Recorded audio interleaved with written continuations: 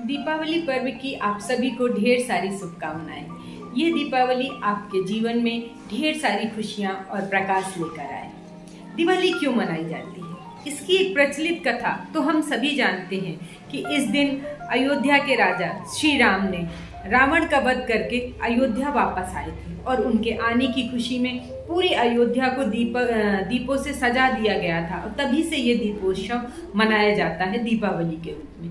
लेकिन इसके पीछे एक पौराणिक कथा भी है जो इतनी प्रचलित नहीं है। आज मैं आपको वही एक छोटी सी कहानी सुनाती हूँ। एक बार एक राजा थे, वो ज्योतिषी के पास गए अपना भविष्य जानने के लिए। तो ज्योतिष ने उनकी सारी गणना देखकर, जो ज्योतिषी थे, उन्होंने कहा कि कार्तिक मास की जो कृष्ण पक्ष की अमावस्या आएगी उस दिन आपका अभाग्य एक सांप के रूप में आपके सामने आएगा और आपको ले जाएगा। राजा इससे काफी चिंतित हो गया। उसने उस कार्तिक कृष्ण पक्ष की अमावस्या को अपने पूरे के पूरे शहर में इतनी ज्यादा रोशनी कर दी कि कहीं कोई से उसको अंधेरे से हर चीज साफ साफ रोशनी में दिख जाए। और उनकी जो पत्नी थी रानी, वो जैसे ही उन्हें पता पड़े ये चीज, वो सुबह से ही बैठ गई और जो सर्प का गुणगान करने लगी। बहुत ज्यादा उनका गुणगान करते करते वो नहीं थक रही थी। लेकिन काल कहते हैं अपने समय पे आएगा।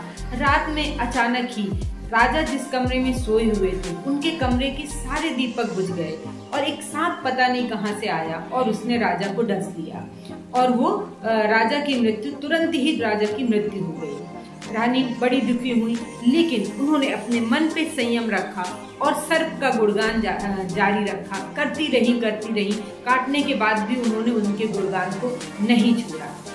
जब सर्प ने अपना इतना गुणगान सुना तो उसका मन द्रवित हो गया। उसने सोचा, ये तो हमारी इतनी तारीफ कर रही है, इतना उसमें कह रही कि ये किसी को भी नुकसान नहीं पहुंचा सकते, और ये क्या, मेरे कारण ही इनके पति की मृत्यु हो गई। वो तुरंत ही ऊपर यमराज के पास गए कि मैं राजा से, शायद उनका मन द्रवित हो गया सांप का, और उन्होंने कहा कि मैं यमराज से विनती करती हूँ कि किसी भी तरीके से राजा के प्राण वापस आ गए।